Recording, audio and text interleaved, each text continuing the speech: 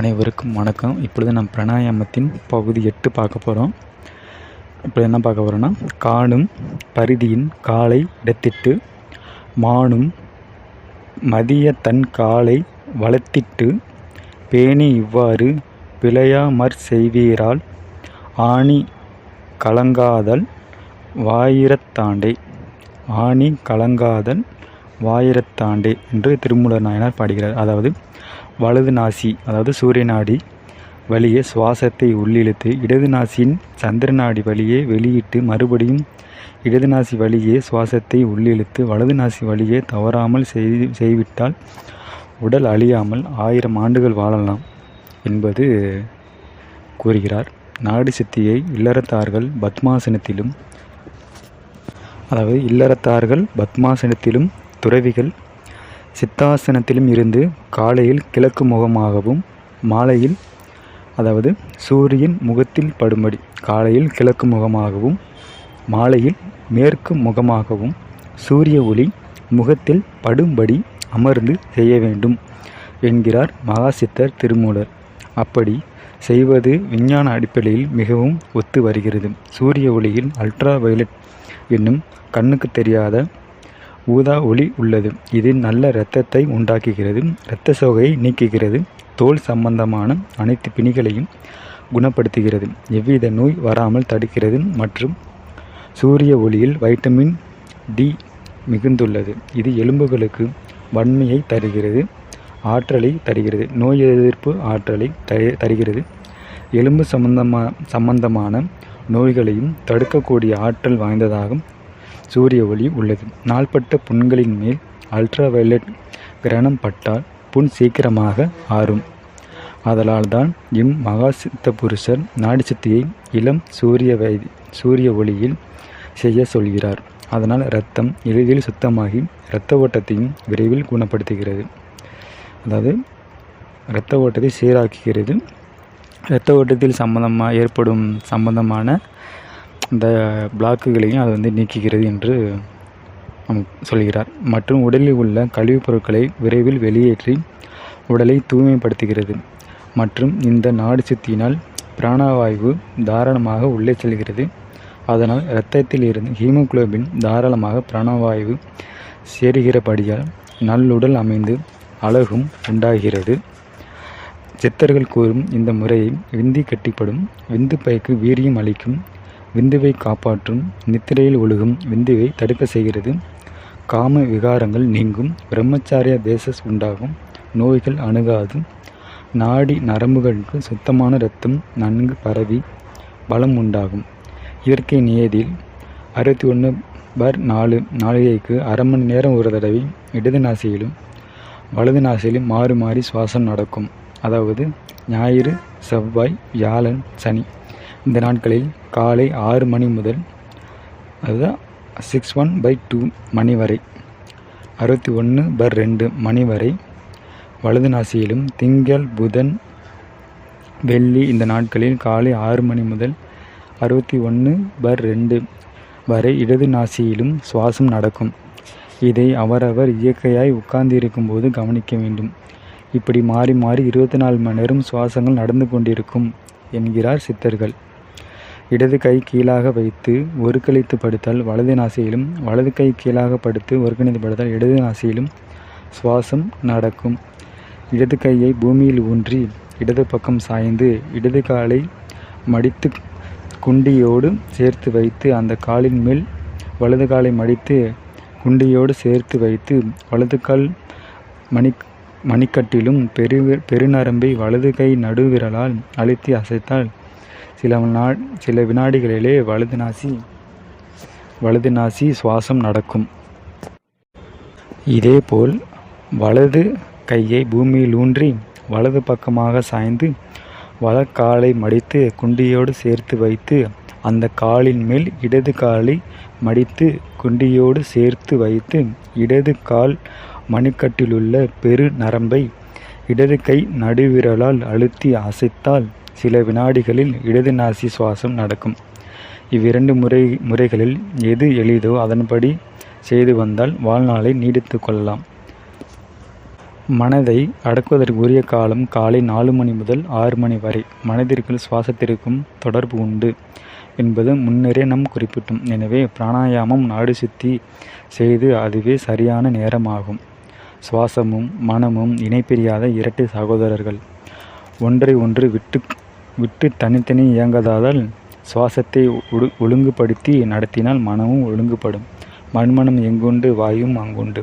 மண்மனம் எங்கில்லை வாயும் அங்கில்லை. மண்மனத்துள்ளே மகிழ்ந்திருப்பார்க்கு மண்மனத்துள்ளே மனோலயம் ஆகுமே என்று திருமூல நாயனார் பாடுகிறார். நாம் ஒரு பொருளை பற்றி ஆழ்ந்து சிந்திக்கும் போது மன ஒருமைப்பாட்டுடன் சுவாசம் விடுவது தெரியாது. இதை அன்பர்கள் தியானத்தில் உணர்ந்திருக்கலாம். மாறி வளர்ப்பக்க மதில் குறையும் பக்க. மதி மாடி கதிர் நாடி வளர் பொன்னாடி. பேருமிக்க உண்டாகும் பிராணன் நிற்கும் பின் புரைத்த காரியங்கள் எல்லாம் மேலாம் கூறுகின்ற சனிநாளில் பதையிராய்வில் குலவு சரம் வளமிடத்தே கோணா தேடில் நாறு மலர் பெருந்திருவே சொன்னேன் இந்த ஞானமெல்லாம் புகழ் நடக்கும் என்றே. அதாவது என்ன சொல்கிறான்னா, சனிக்கிழமை பகல் சூரிய நாடி வலது நாசியில் சுவாசம் சித்திக்கும். சனிக்கிழமை இரவு சந்திர நாடி இடது நாசியில் சுவாசம் சித்திக்கும். வளர்ப்பிறை வியாழன் சந்திர நாடி இடது நாசியில் சுவாசம் சித்திக்கும். தேய்பிறை வியாழன் சூரிய நாடி வலது நாசியில் சுவாசம் சித்திக்கும். செவ்வாய் சனி ஞாயிறு சூரிய நாடி வலது நாசியில் சுவாசம் சித்திக்கும். வெள்ளி புதன் திங்கள் சந்திர நாடி இடது நாசியில் சுவாசம் சித்திக்கும். மேற்கூறிய நாட்களில் சுவாசம் முறை தவறி நடந்தால் பல கேடுகள் உண்டாகும். உடலில் பிணிகள் ஏற்படும். மனதிற்கும் உயிருக்கும் சம்பந்தம் உண்டு. அதுபோல உயிருக்கும் இறைவனுக்கும் சம்பந்தம் உண்டு. கதிரவன் ஒளியில் மலர்கள் எப்படி மலர்கிறனோ அப்படி இறைவன் முன்னிலையில் மனமும் சுவாசமும் உயிரும் இயங்குகின்றன. மூச்சில்லையில் பேச்சில்லை என முன்னோர் வாக்கு. சித்தர்கள் சுவாச பந்தத்தினால் தண்ணீரின் மேல் மிதந்து காட்டுவார்கள். பூமியின் அடியில் புதைந்திருந்து வெளியே வருவார்கள். காடுகளில் நெல்லி மரத்தடியில் வேப்ப மரத்தடியிலும் பிராணாயாமம் செய்து பசியை போக்கிக் கொள்வார்கள். அவர்களுக்கு தூய்மையான காற்று உணவாக அமைகிறது. அடுத்து சித்தர்கள் குடும்ப நடத்துவோர்களும் ஆண் குழந்தை பிறப்பதற்கான வழிவகையும் கூறியுள்ளார்கள். அதாவது ஆண் பெண் கூடுவதற்கு முன் ஆண் மகன் சிறிது பஞ்சை எடுத்து உருண்டையாக செய்து இடது நாசியில் அடைத்து விட்டால் சுவாசம் வலது நாசியில் சூரிய நாடி ஓடிக்கொண்டிருக்கும். அதே நேரத்தில் பெண்கள் சிறிது பஞ்சை எடுத்து வலது நாசியில் அடைத்து கொண்டால் சுவாசம் வலது நாசியில் அதாவது சந்திர நாடி ஓடிக்கொண்டிருக்கும். இந்நிலையில் அவர்கள் கூடுவார்கள். உறுதியாக ஆண் குழந்தை பிறக்கும். ஆண் வலது நாசியின் பெண் இடது நாசியையும் அடைத்து கொண்டு கூடினால் நிச்சயம் பெண் குழந்தை பிறக்கும் என்பது கூறுகிறார்கள். அதாவது இவ்வாறின்றி ஆண்களும் பெண்களும் ஒரே சமயத்தில் வலது நாசியில் இடது நாசியில் சுவாசம் நடக்குமேனால் வழியாக பிறக்கும் என்று திருமூல நாயனார் கூறுகிறார். ஆண்மிகில் ஆணாகும், பெண்மிகில் பெண்ணாகும். பூமியிடத்து பொருந்தில் அழியாகும்.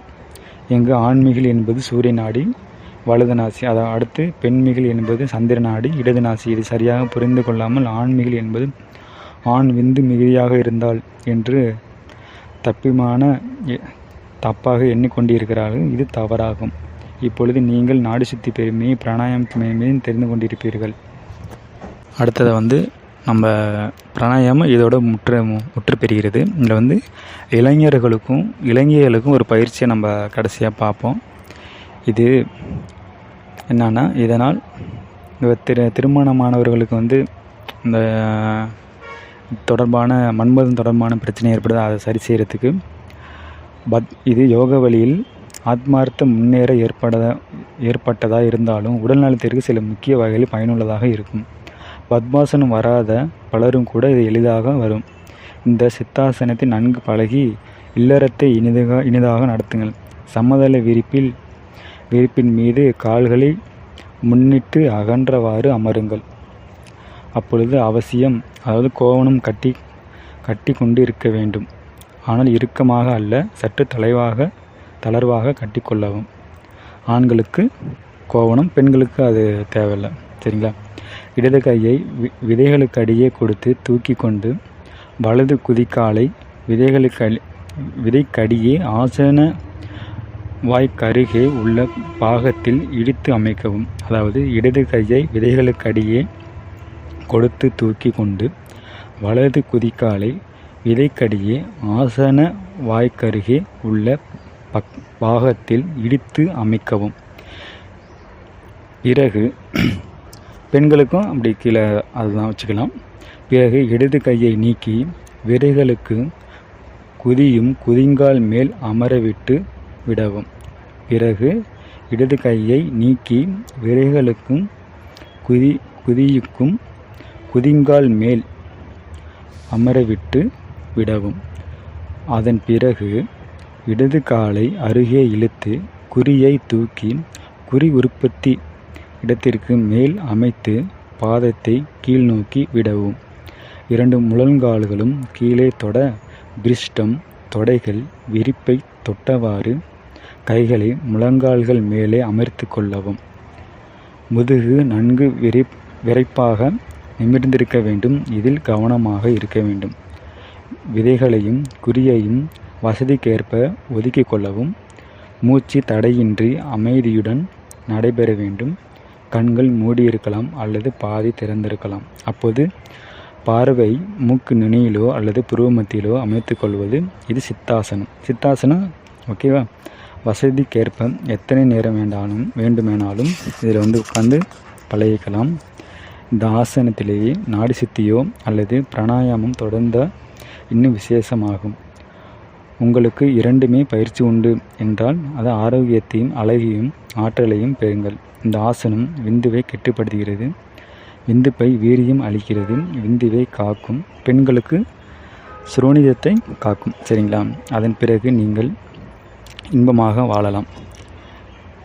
இது நம்ம பரியங்க யோகத்துலேயும் நம்ம இந்த பயிற்சியையும் செய்யலாம். பரியங்க யோகம் செஞ்சுட்டு கூட இந்த பயிற்சியை மேற்கொள்ளலாம். இந்த சித்தாசனம் பயிற்சி.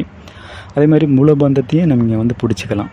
இத்துடன் இந்த தலைப்பு முடிவடைகிறது. மீண்டும் அடுத்த தலைப்பில் சந்திப்போம். நன்றி, வணக்கம். திருச்சிற்றம்பலம், தில்லையம்பலம். ஓம் நமச்சிவாய. ஓம் நமச்சிவாய.